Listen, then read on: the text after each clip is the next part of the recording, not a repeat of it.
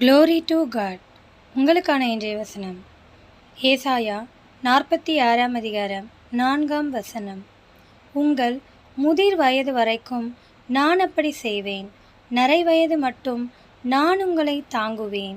நான் அப்படி செய்து வந்தேன், இனிமேலும் நான் ஏந்துவேன், நான் சுமப்பேன், தப்புவிப்பேன்.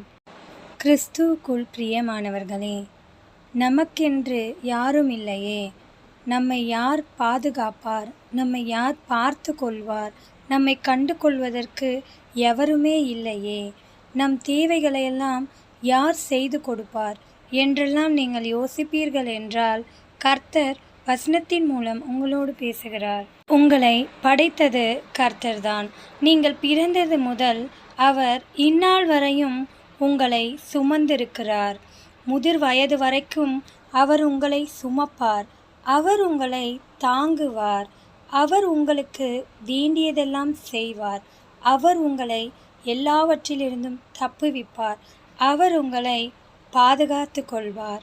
எனவே கர்த்தர் உங்களோடே இருந்து உங்களுக்காய் யாவையும் செய்வார். ஆமீன். தேவன் தாமே உங்களை ஆசிர்வதிப்பாராக. ஆமீன்.